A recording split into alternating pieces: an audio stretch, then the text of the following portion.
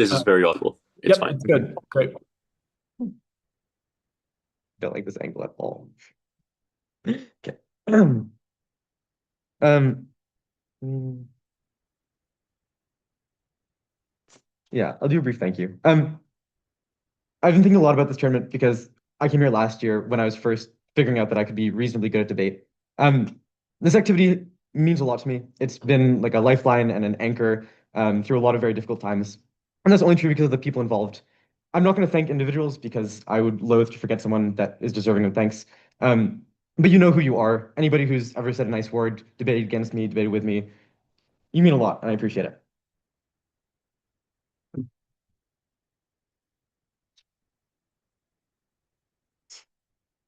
A relatively simple case on what I'm sure is going to be a very complicated motion. First, what does this look like? Second, the risk of being targeted and persecuted. And lastly, personally, the way that you feel like you integrate into your society.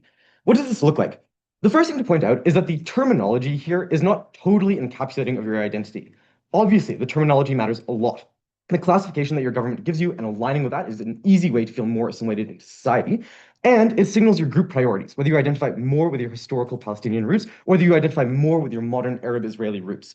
But you are not forced to totally erase all other identity markers. You can still carry on traditions, still carry on historical stories, still carry on clothing, and what other else you would decide to. Obviously, you can't do this to the entire extent, lest you mitigate all of the positive impacts we have, but I don't want to say that an entire culture is being erased because of this. Secondly, you are still able to stay in touch with your history, still have sympathy for the Palestinian cause. Calling yourself Arab Israeli does not make you necessarily a Zionist. You are still able to know and understand what the cause is going to be. You are still able to know and understand that you might have relatives in that area. You still are able to know and understand that the issue existed. This is very plausible. Many, many people who immigrate to different parts of the world later find themselves identifying more with the place that they have originated. They raise their kids to identify with that. My mother is from India. She spent the vast majority of growing up in India. She now identifies very strongly as Canadian. She's a Canadian citizen. And she doesn't ignore the fact that she's Indian, but if you ask her, she'll say she's Canadian. She raised me to say that I was Canadian, and that is totally fine. Lastly, the word Arab means a lot. It means that you are a little bit distinct. It means that you still have a different history. It means that you are not like every other Israeli. But the margins are smaller, and it is in line with what your government has decided is true of you. On some framing about Israel. Israel is not going away anytime soon, as much as some people might wish it would. Palestine, unfortunately, a little bit more tenuous. The war is going to continue. Even if Bibi gets ousted, even if things calm down for brief periods of time, tensions are going to continue to exist. We are a long, long way from a peaceful solution where all the militant groups are willing to put down their arms, a long, long way from violence never being sparked again. There is going to be tension. There is going to be hatred. This is a reality that we have to engage with, at least for the next generation. This is in large part because internally in Israel, there are still large factions of people who believe that all Palestinian people should be eradicated. They represent an existential threat. And internationally, there are large swaths of people who support Bibi and the Israeli institution, even up until the election or whoever replaces them afterwards. And lastly, even if things resolve peacefully, the classification is unlikely to change. They're unlikely to give you this change in name to Palestinian. Even if they do, at that point, we can sort things out. Lastly, then, for the parents. Obviously, most parents want the best life for their kids. They weigh this over their identity. The empiric and obvious observation here is that the vast majority of parents were willing to do things like hide features of their kids' identities to avoid persecution, cut their hairs, remove their hijabs, change their names to avoid the bullying and ostracization that is so common in many parts of the world. This identity weighing is something that is very easy and very commonly done to suggest that it does a disservice to what parents want, which is the betterment of their kids. Lastly, on setup, why is this not a huge source of cognitive dissonance? One, because they believe in the trade-off that I just flagged earlier. This means that even if there is cognitive dissonance, they're able to do it effectively, and they believe that they're doing it for the right reason, which is a way that they're able to instrumentalize the actions that they're taking to turn off this cognitive dissonance that they might feel. Lastly, they can identify it as a label, feel a little bit better about it. Sure, Jalila. Is it of Israel in use and ask you what makes him different from them? What would you say? I think you can explain that people identify in different ways. I know some Indian immigrants who identify as Indian, and the difference between us is personal choices that we made. If you feel like you are more closely aligned with the Arab-Israeli identity than the Palestinian one, that is totally fine. The difference can just be who you opt to identify with, and that's totally okay. People are different for a variety of different reasons. OG, if you have anything? Okay, fun. Why are you likely to be targeted and prosecuted? Three things. One, because you are not in agreement with the classification, you are seen as actively fighting assimilation.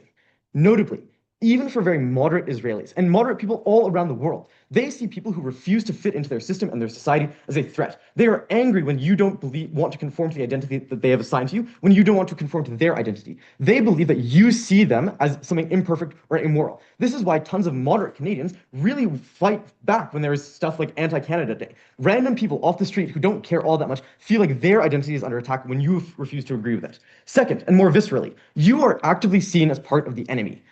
Israel continues to have enormous propaganda campaigns where they take kids to the border to see the violence being done. They blame it on the Palestinian people. They continue to have personal stories. Many people know people who died in October 7th attacks. They have histories of stories during the war.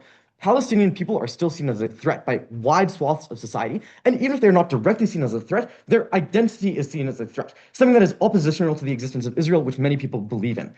It's also attached to a whole bunch of very present issues: the refugees, the potential for Hamas agents, this sort of thing.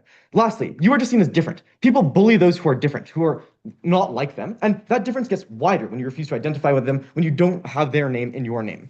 This is, lastly, very top-down. The Israeli government wants you to believe their classification. They want to maintain as much state buy-in as possible. They want to believe that Israel is the dominant state, that the Palestinian state either will be eradicated or will be separated from Israel. And so people inside of Israel will be Israeli. That means that they're going to promote and continue to promote this propaganda, this sort of education, to enforce top-down, even if on the ground people are sympathetic, this idea that you ought to be prosecuted. This is a very tangible harm. It means that when you go to school and you tell people that you are a Palestinian instead of an Arab Israeli, you get bullied. You get called out. You get ostracized. People don't want to be friends with you. They don't want to affiliate with you. They want to make fun of your identity. They want to nitpick more and more because you have such an obvious label claiming that you are different. This is an obvious harm onto kids who always just want to fit in. They want to feel better. They still can feel connected to their culture at home, but they might not get bullied for it at school. Lastly, personally, two harms. One, you feel like a victim. And this is bad in two ways. One, for the Arab Israelis living in Haifa, they are not suffering the same suffering that the people who are living in Palestine are, on the West Bank and Gaza. This means that their affiliation to this is a disjoint one, because most people's conception of what it means to be Palestinian is to experience that suffering that they're not feeling. This means that there's a bit of cognitive dissonance in this identity that you've taken on. But second, and more proximately, it often feels bad to be associated to a history that makes you feel anxious, that makes you feel like you don't fit in, that makes you feel insecure because you are worried about being prosecuted, because your history is one of constant persecution and suffering. This is something that people live with and they don't want to live with. They want to believe that they can be happy and safe and a member of society. Lastly, you feel outcast. You are seen as, you are distinct from what the government sees you as. You always have to say that the system doesn't represent you, that you don't represent the system. And the persecution from above obviously makes you feel like an outcast. This means that it's harder for you to cohabitate. It's harder for you to fit in, make friends, to feel like you belong in the society, to engage, to intermingle, to develop cross-community ties. All of these things are the things that materially will make the lives of these people better, to avoid persecution, to feel happier and safer in themselves, for all those reasons.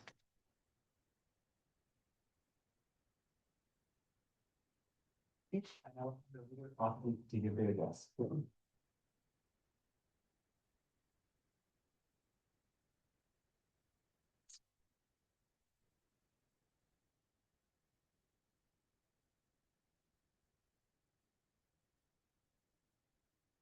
Identity is much more than a title. It is something that informs every element that this child will engage in social reality for the first probably 16 to 18 years of existence, guaranteed, and probably for the vast majority of instances long after that. There's some important piece of framing that I think is key, and that is that oftentimes children develop their own identity that is distinct from the identity that is given to their parents early on. So I think what's key in this debate is the operative of the parents doing this. That is, it's the fact of how you're going to raise them and how they're going to conceive of reality. It might be the case that as Vijay's mother, that one day that this Palestinian individual moves to a place like Canada and conceives of a new identity, or while they're living in Israel, maybe there's going to be massive political change such that they reconceive of that identity. But I think what is key in this debate and what you should adjudicate this on is what is best for the child in their early stage, how we set them up for an identity that best allows them to navigate social reality and helps them to develop an identity in person of their own. The second key piece of framing that I want to give is how it is that you should conceptualize the relationship between Palestinians and the Arab identity. That is, the Arab identity is a rich tapestry that transcends multi-states.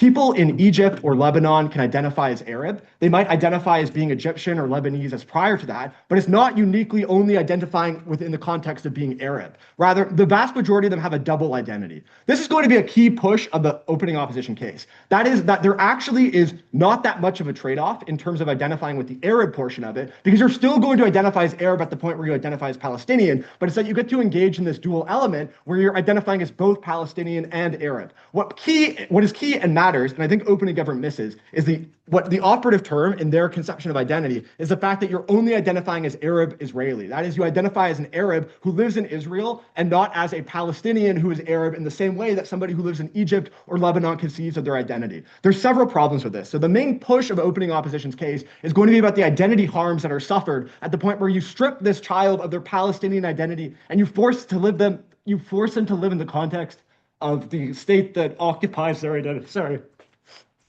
As many people know, that this is like a really terrible situation and it's very difficult to talk about. And that's what I think the reaction is likely to be from the context of this child. When they don't have the ability to conceive of how they were brutally harmed and displaced from their community, that they don't have the ability to engage in this in a meaningful way, that they get to access this. This is the trade-off that opening government misses. At the point where you prioritize the fact that you're Israeli, you're telling your child that is actually you're conceiving yourself, that you live within the context of an occupied state and your identity has been stripped from you and you have to accept that this is your reality and you can't do otherwise. This has clear identity harms to this child. The fact that they don't get to engage in elements of their identity anymore because they're being told they shouldn't. They should identify as being Israeli, not in the context of being both Palestinian and Arab anymore, where they get to engage in all those elements.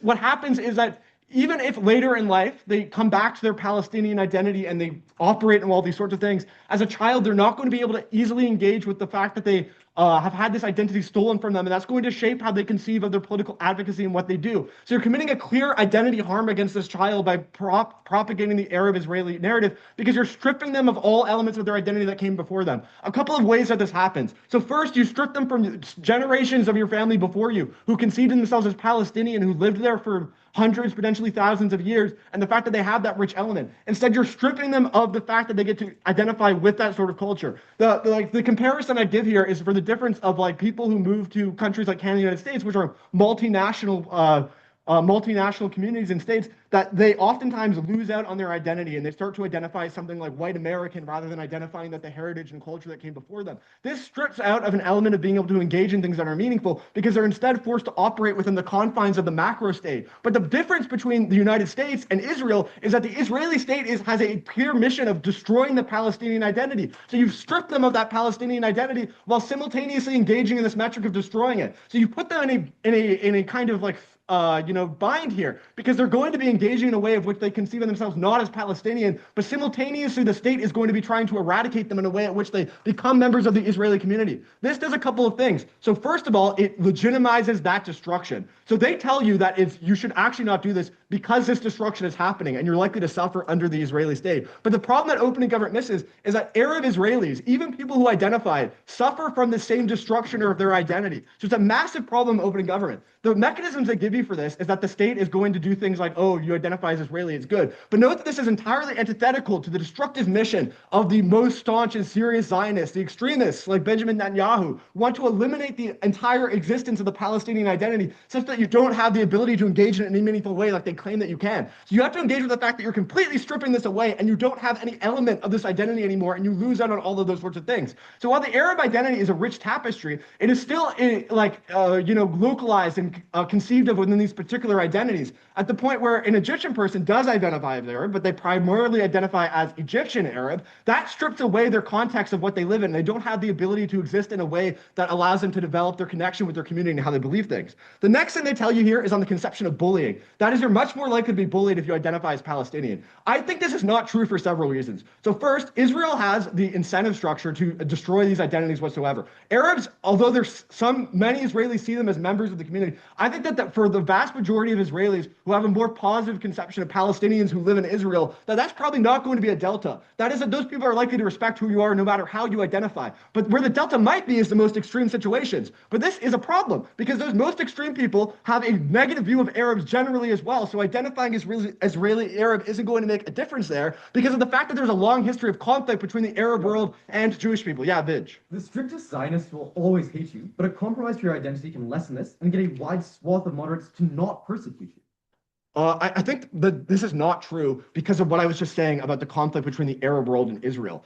Jewish extremists don't conceive of it as just a conflict between Jews and Palestinians. They conceive it as a conflict with the entire Arab world because of the many wars they got where Egyptians, Lebanese people, etc., engaged in conflict with Jewish people who are trying to create their state. So I think that this is not true. Instead, at the point where you identify as Arab at all, you're still going to be getting that negative conflict. But I also think that bullying is also unlikely because you're likely to be existing in ethnic communities in which you're engaging with other people. So the problem is probably the vast majority of these children are also going to be identifying as Palestinian. So you're going to be ostracized by them because they're not going to conceive of you as part of their community. They're going to see you as somebody who sold out and is engaging in a context of identifying with the state where they're being told that state oppresses their family members and they're not going to see you positively. So you're going to be ostracized in that community. They're trying to get a trade-off of benefits of engaging in Israeli society, which is impossible because of the like metrics of which Israel is trying to create their state, while simultaneously stripping them of engaging with other Palestinians. I think the next element of this, which Daniel is going to expand on, is how these identity harms actually make an impact on what this child does. We want them to grow up to be able to advocate for Palestinians because there's a moral imperative to do so, and they are uniquely situated to be able to because they're Israeli citizens, they can vote, and they are represented. So proud to oppose.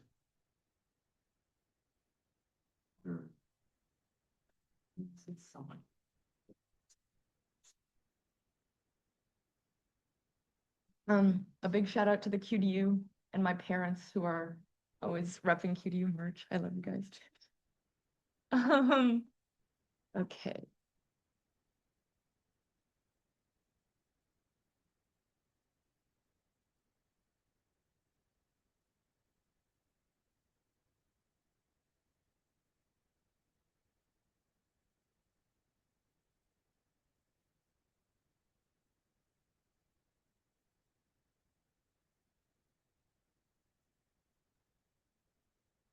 First on ref, Pat explains that there's a trade-off in which you can't engage in elements in your identity. The problem is, I'm not sure why I, as a kid, care about my Palestinian identity. I don't know where I'm understanding about my Palestinian identity or what specifically of that identity is being stripped from me. I'll explain why the cultural connections you have to your identity still stay on our side of the house. But also, I feel Canadian, but I still feel connected to my mom's roots as a German.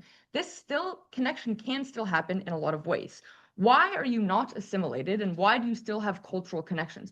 First is you can still tell stories. This is your grandma who is Palestinian. You can still understand those connections to your ancestors because you have a blood tie. Not just having the word Palestinian is the only connection that you can have. Similarly, though, you can still feel connected insofar as you can do the same types of practices. You can cook your grandma's recipe and have that type of Palestinian food without you yourself being Palestinian. Like I have Brazilian food because my dad grew up in Brazil. I don't think I'm Brazilian, but I still feel connected to that part of him. Similarly, you have your community. Your community is also likely to be Arab Israeli, and they're going to stay connected to you in this regard. And cross-apply Vijay's analysis on you being Arab Israeli specifically is a unique discerner. You're not just Israeli, but you're Arab Israeli. This is an indicator of you not being assimilated. You're different. Cool.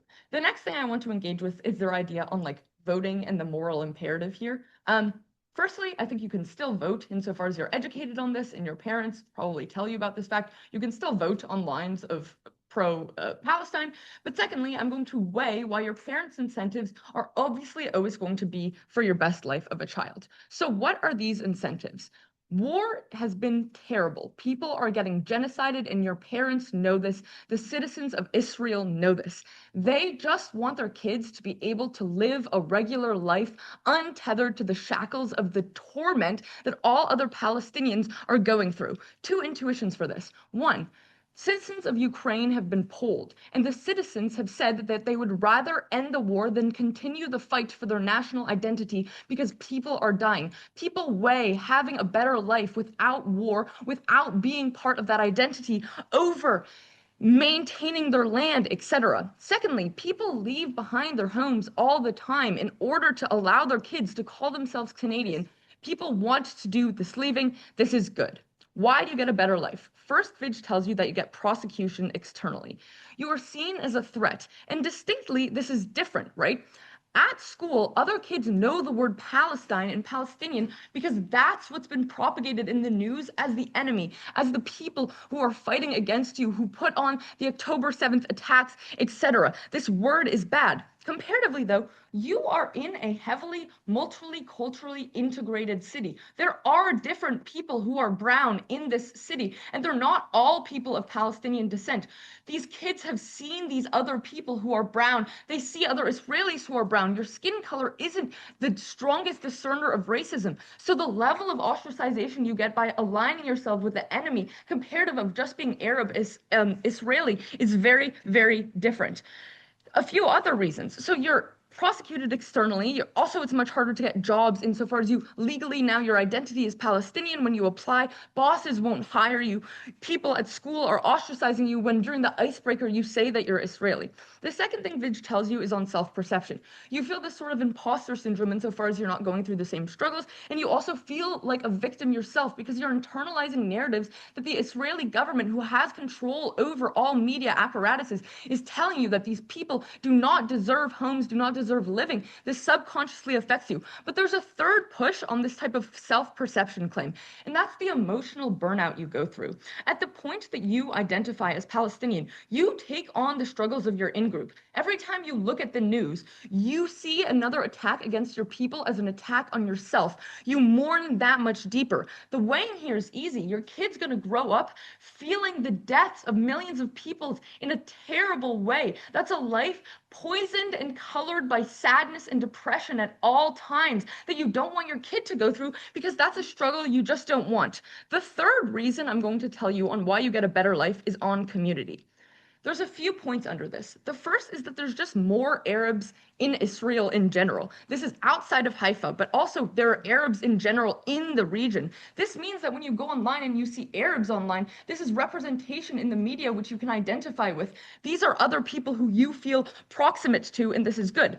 But the second thing, and the very important thing here, panel, is that you are, as the Arab Israelis, are less fearful of displaying your culture proudly. People would not want to put Palestinian food on their business because putting that is seen as a target for attacks from other Israelis, from people who are genocidal and terrible. Comparatively, if you have an Arab festival or businesses or cultural celebrations, you can do this loudly and openly, so your community is able to celebrate your identity much more proudly. This is very important because you don't want to feel like you have to hide parts of your community or parts of your identity. And if your kid grows up feeling like that, it's really bad.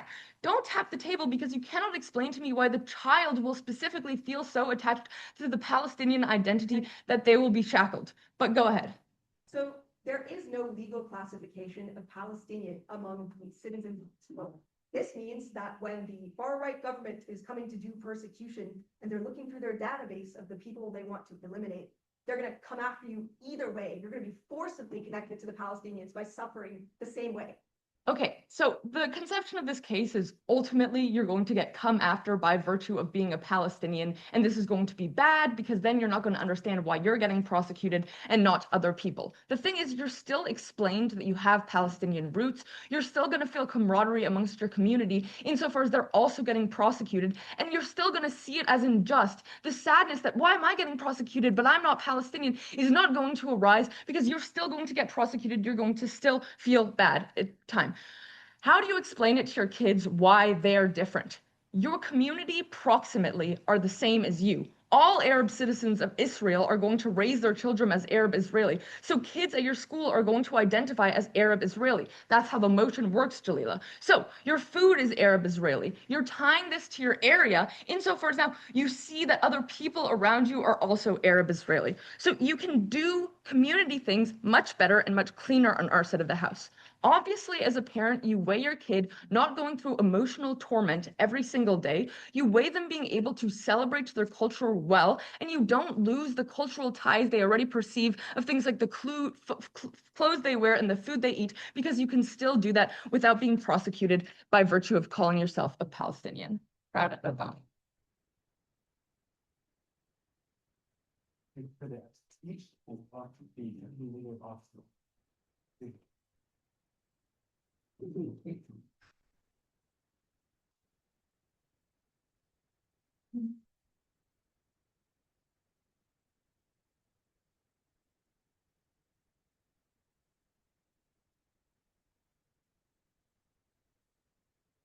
Okay.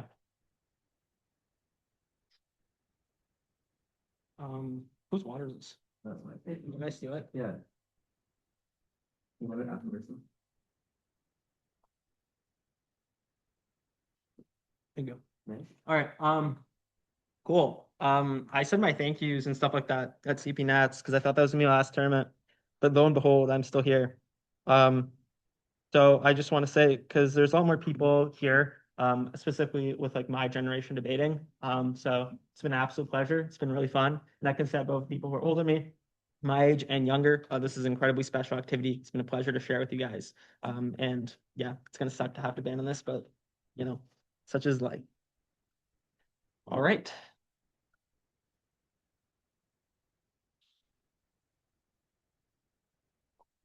Be starting in 3, 2, 1.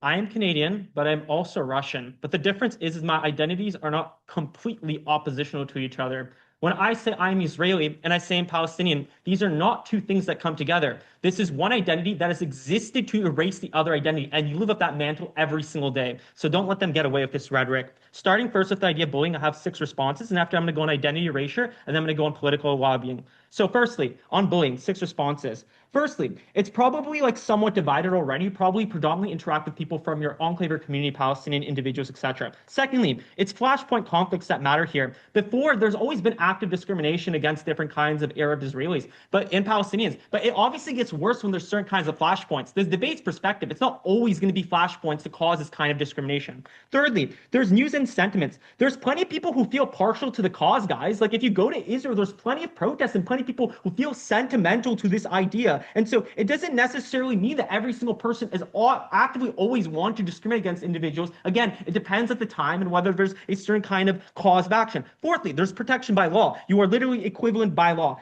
Fifthly, there's political incentive to try to somewhat fold these individuals in. This is a really nuanced argument because, yes, I agree that there is active effort by the right in the Israeli government to destroy, for example, the Palestinian identity. But they still have to maintain a modicum of legitimacy in the eyes of the international, in the eyes of other individuals, in the eyes of the populations that exist. So what this means is that you can't engage in this complete erasure. But if you engage in self-erasure, then you self-deprecate any kind of cause that you're able to engage in. So that extent, this also undercuts the kind of damage that's going to happen. And lastly, it's unclear you get anything on their side of their house. Because the thing is, people discriminate based on what you look like. They still see they're Arab, Israeli. So for example, if you go to school with an Israeli Jew, they still are going to look at you. They're going to discriminate regardless of whether you identify as Palestinian, because as a child, that's all you could really process. It's the skin color or what they look like or what they're wearing. So to that extent, this does not make a difference in margin on that ground. But on our ground, it does create a difference in 2 ways. Firstly, you're able to have resiliency. At least when you're bullied on our side of the house, you have something to say. I am protecting something. It's not for nothing. I'm protecting an identity that's valuable and worth all my parents telling me to, which means at least you're able to internalize this kind of damage a lot less. And second, we have all of our benefits on our side of the house. All right, I want to go into identity erasure. Firstly, Arab Israeli, what does this do? 1, produces a version of Arabness that is filtered through the Israeli lens, which means it positions you within the Israeli legitimacy rather than as something that the critiques are independent of it. And 2, it incorporates various Arab groups exactly as Patrick has provided, which means that you get disseminated into this larger group, which by the way gets co-opted by those who are already in power, because the interest of the Arab Israeli at the very top is to be submissive, is to, for example, get the benefits themselves, which means you have no active route in order to legitimize your own self. So ultimately speaking, I want to contend one last idea. They say I could still be the Palestinian but identify Arab Israeli. No, because the way that you filter identity is through stories. It's through language. This is how you communicate that somebody is something. If you say you should both identify as Arab Israeli but also still be Palestinian, imagine the kind of confusion that causes to a child when they're able to be like, oh, like my identity is clearly weaker, less than those other kids, that I can actually portray myself, and the kind of confusion that causes, the kind of way that they may, for example, abandon Palestinian identity because their parents are reinforcing the idea that like this is something that is an active cause that they should not potentially have. So to that extent, they can't have their cake and eat it too. There's an active trade-off that comes with this, or at minimum, I'll explain why political activism gets much worse when you can't self-identify. So then, ultimately speaking, you get an idea that's undesirable, but you also get this idea that you're still Palestinian at times. I have 5 impacts. Firstly, children internalize that their digital identity is a liability, which means internalized inferiority. It looks like self-censorship. It looks like obviously identifying as Israeli to get those benefits, but if you want to identify as Arab Israeli, Israeli, that means you have to be compliant, which means you can't engage in your actions of understanding yourself as Palestinian, or you don't want to because you see as potential harm that could bite you back in the future when you engage in because of actions. Secondly, there's community ostracization, which is exactly what Patrick talked about, where you see it as forfeiting. There's other Palestinian people in all these other areas that now you cannot connect with as well because they see you as a traitor. They see you as identifying as Israeli. The regime that just fucking killed their family, or for example, has created a settlement. These are the people that are actively causing harm to you, and your title is literally Israeli. So obviously they're going to see you as abandoned, and you lose the family and connections they're able to have. Thirdly, the capacity to preserve heritage. It's only these people uniquely in Haifa and these other areas that are not subject to the war and violence that's happening in these other areas where there's active cultural destruction, where they're protected by laws at minimum, for example, by being at least a citizen under the Constitution, not being subject to things like military courts that have no legitimate authorization. It's only then that you're able to preserve the artwork, the stories, and everything else, and that heritage. They create cultural death because it's already dying right now in the status quo under the fact that people are dying and not able to pass it on, but it's going to die much faster in the house. Fourth, they have intergenerational harm. You're going to fight against parents in certain situations for undervaluing your identity and abandoning others, because then you're still probably going to realize you're Palestinian, but your parents are doing these things. You're going to be confused because you're a child and you don't understand what's active harms. And five, most important, you lose what fucking makes you special. They said parents are willing to throw away identity for nothing. Do you know how many Palestinians have died for their identity? Do you guys understand how important identity to a person is? It is literally what makes them them. You lose this, you lose your existential self. You are meaningless without your identity, without your family, without your art, without the social cohesion. I think the point on Amon decimates her case. I don't give a fuck about discrimination because to the extent at least you could go back home and say, I am Palestinian. That matters. Yes. You get to teach this kid what their identity is. Is it better to give them one that they will be persecuted for, or give them one that will lead them to have a happy life?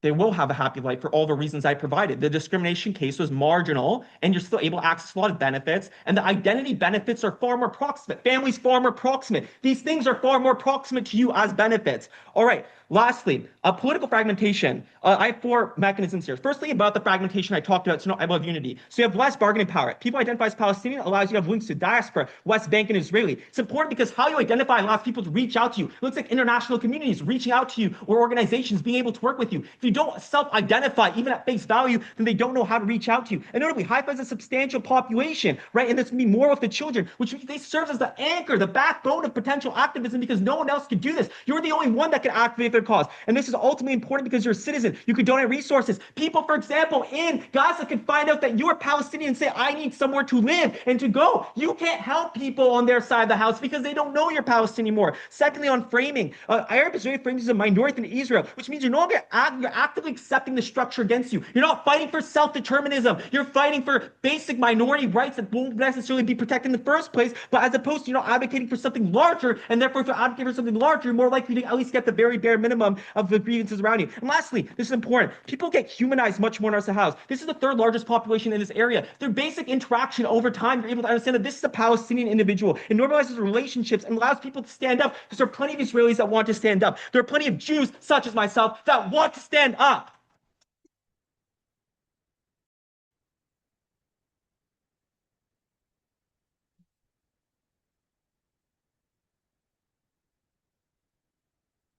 As far as thank yous go, thank you to John for partnering with me. It's been a lot of fun. Thank you to the entire MDU, genuinely best debate club out there. In terms of helping me get better at debate, in terms of being great socially.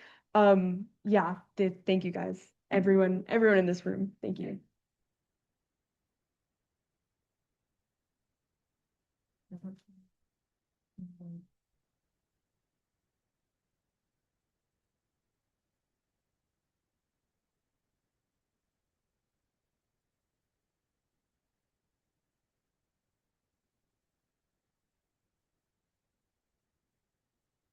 I think in terms of impacting, every team in the room fails in terms of actually terminalizing what the impact of this motion is and what the difference is. On opening government, I think that the margin here is probably not persecution. As every other team has called out, there are lots of external reasons why people are treated badly, most notably skin color. Vijay wouldn't know this. He's half white, obviously, so he can identify as Canadian and people will treat him as Canadian, but I cannot do that. I cannot go out and say I'm American and not be treated as an Indian. You guys can look at me, you can see my face and you can see my skin color and you can see my name and you can treat me accordingly. It's easy for people to persecute. They don't go up up to you and they don't ask you what you identify as before they persecute you or treat you badly or be racist to you. They just look at your face and they treat you badly. This is just true. I don't think this is the margin in this debate.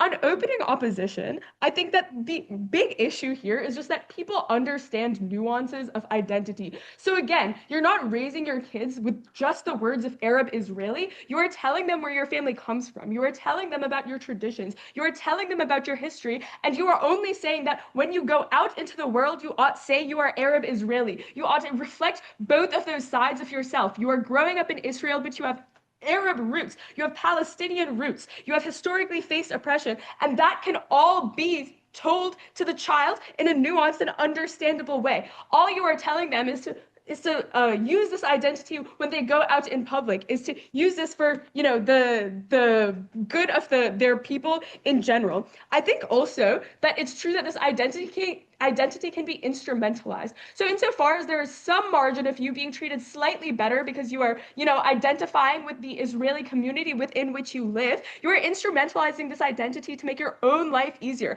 I think this fulfills a lot of the moral imperative stuff that OO tells you, and how you have some moral imperative to better the lives of your community. You are bettering your own lives and the lives of your community by using this label and by making life easier for yourself. Insofar as we get no refutation from either of the op teams on why your life would be particularly harder with this label, we get no refutation to both government teams telling you that your life would be easier. I think that this stands and that this fulfills a lot of the moral issues on opening opposition in terms of this being probably more important than your identity, given that it is much more proximate than any sort of broader political agenda, despite the fact that we are able to fulfill that anyways. The other thing that opening opposition says is that identity is spread through things like stories and language. This is true. It's unclear to me then why it is entirely contingent on identity. I think these things are actually uniquely more accessible when parents are not depending on their children's label to teach them about their identity, but rather they are telling them to identify as Arab Israeli outside, and they're taking the imperative upon themselves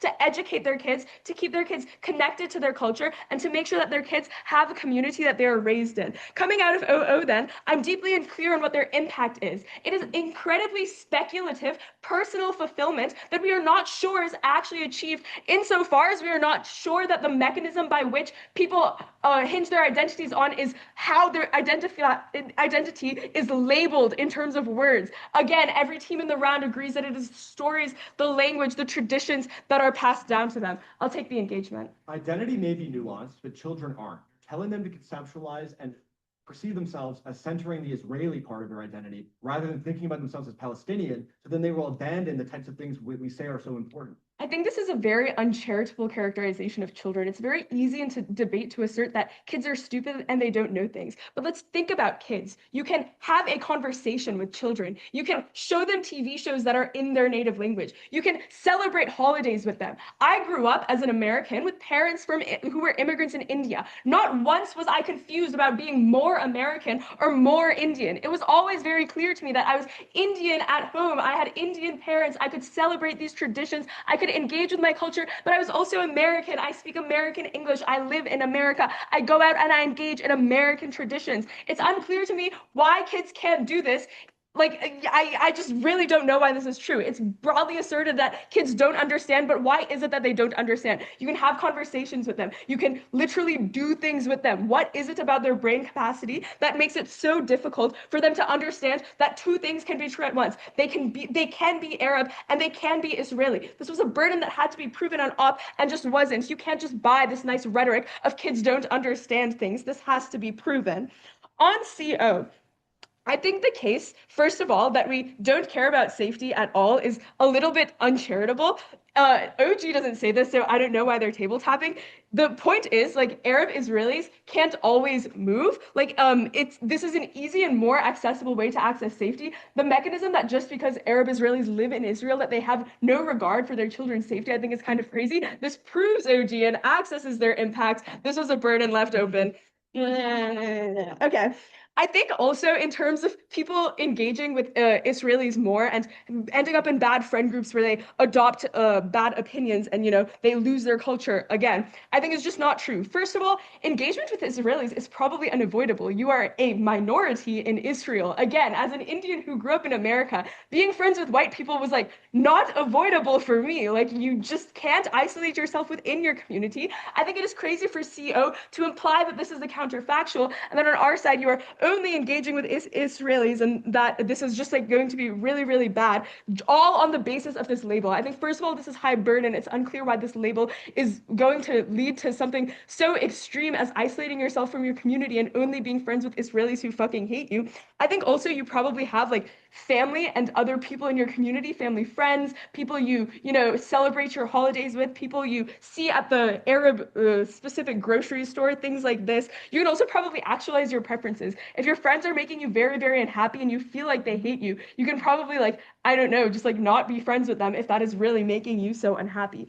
I think then that what John gives you is uniquely important in the round. The point here is that Israel justifies violence contingent on otherism. Horrifying acts go against people's natural empathy. Israel needs to convince these people that the other people are different. They are fundamentally opposed to you. They have historically wanted to kill you and your family. They do this through the process of labels and identities like Palestinian. This is something not related to Israel. You ought oppose this and ought be okay with us doing horrible, horrible things to these people. Community identifying can change this. Arab Israeli draw similarities within the community. You draw similarity to the fact that you live in the same place and you are raised in the same culture and you go to the same places. The impacting on this means that the rhetoric that Israel wants to push is much harder. It's harder for them to outgroup Arabs. You get more empathy. Every Israeli who identifies with other Arab Israelis is support in this cause that chips away at the oppressive system. Very proud to propose. Thank you for the excellent speech. Be off to conclude this debate. Susan.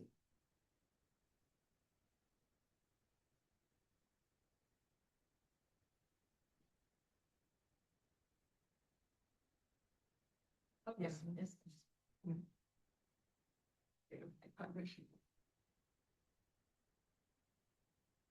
I'll also sit in the high chair.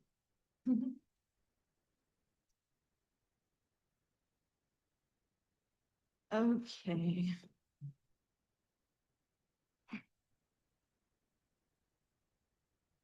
Okay, before I get to the speech, I will keep the thank you short because I get emotional easily, and this speech is already liable to go that direction.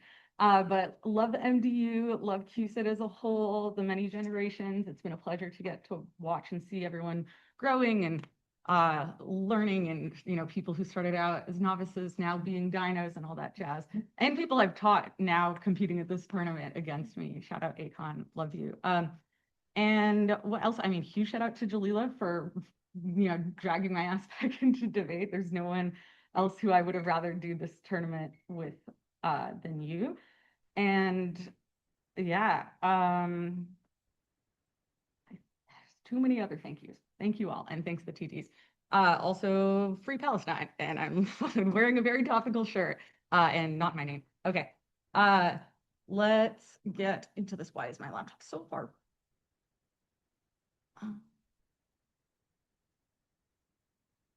Okay, there's been a lot said in this debate about quality of life, and you know, opening opposition gives us a lot of like true impacts about your identity being erased, and they try to tell you this matters more because identity is like the most proximate thing.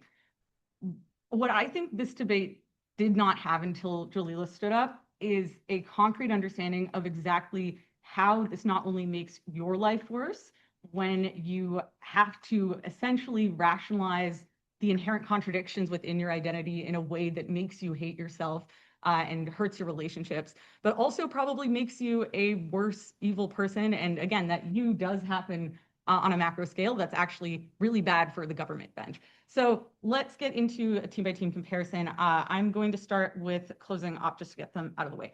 So a lot of this does apply to OG, sorry, closing government. Yeah. So they tell us that moderates exist and we're going to sway them over. First of all, it's important to understand that moderates genuinely do not exist in large numbers, like in the year of our Lord 2026.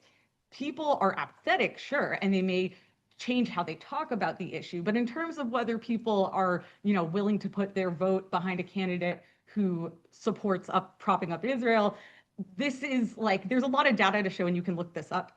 Love being able to say that now, that is not the case, right? There has been a big shift. There may have been moderates at some point. In the current status quo, people have seen war crimes televised on TikTok, on TV for how many years now? Like 2.5 or whatever. And generally people have some kind of strong feeling about it, okay? So you are not going to change the global concept of this single-handedly. You might change the perspectives of some people around you in Haifa. This is true. Also, people have seen that like the UN declared this a genocide. The ICJ ruled on that and said Israel needs to not commit genocide. This has been in the news for many years now.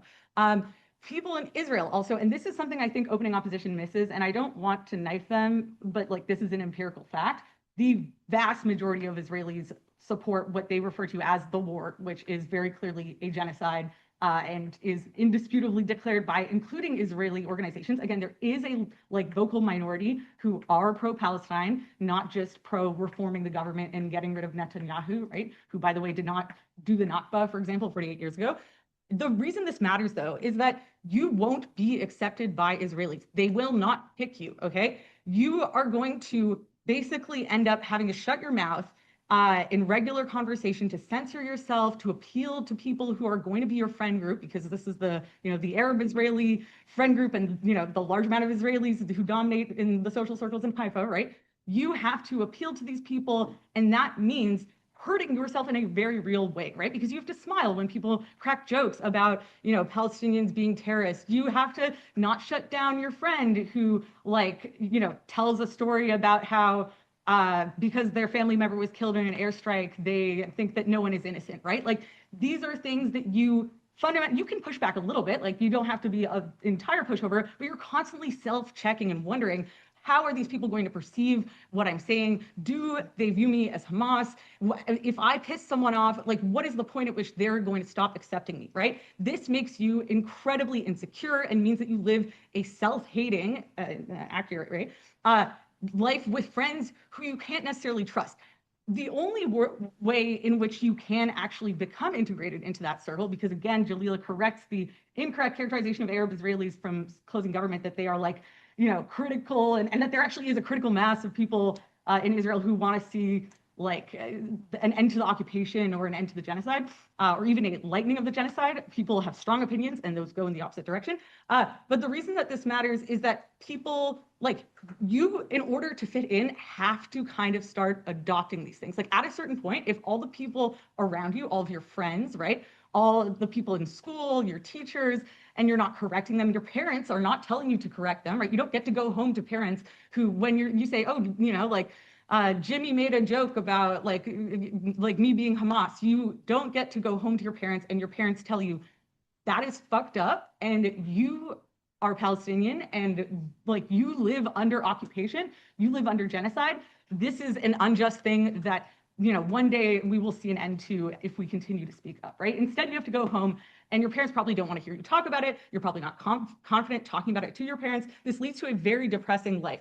So it's also important to understand that children do not learn nuance very well. Pat Pio add this, but especially during the context of a genocide and occupation of people who look like them and supposedly share a history with them, as Gov wants to have their cake and eat it too. Getting into this point about sharing a history. So, or still being able to hold on to your history. Okay, many Palestinians in the current day literally do not even know they are Palestinian because they were raised by an Arab Israeli family. My boyfriend's a neighbor just learned this a few days ago that she's Palestinian. This is the reality of what happens, because how do you explain the Nakba when how are you answering your child's questions about the Nakba when they're like, yeah, okay, how could this happen? And they see on TV that the Israeli government is proudly talking about doing another Nakba right now, right? And you see this happening, and you see people who look like you. How do you explain that to yourself? You simply don't. So you don't talk about the Nakba, and this is a crucial link that's missing. There is no capacity to, as Vijay said, just be able to be to say people identify differently, right? That's not enough for a kid who is seeing a world through a child's lens of good and evil and is seeing their people on the side of persecution. Yes, front half. The revealed preference and evilness weighing doesn't work because many of these people have opted to use Arab Israeli. On the other hand, we know parents across the world opt to protect their kids physically in exchange for labels, appearance, and their own personal happiness, even those living in Israel. So I don't know how this makes sense in the context of what Jalila told you about why people in this context, like if they wanted to just protect their child, they would just leave, right? Like you can leave, you're not stuck there as a Palestinian, you even have citizenship, right? It's important to understand that someone who's living here clearly has a revealed preference for probably opposing the drastic genocide that's happening to them. Okay, let me get into weighing against front half. So, actually briefly on bullying. So I think that first of all, your child can grow up and make decisions about like not, for example, disclosing that they're Palestinian in a job interview if they're really, really struggling to get employed. Like this doesn't actually lock you out for life, but this does mean that when you go home, again, the bullying example, you can actually get comfort, support, you are not alienated. Okay, weighing against front half. I think it's important to understand that Jalila actually takes Gov at their best case, right? We accept that kids are going to integrate more with Israeli child friend groups. The exclusive impact of trying to basically convince yourself that this is fine and this is justifiable, potentially leading to people in relatively large numbers enlisting in the IOF, but even not, is the impact in this debate we're proud to oppose.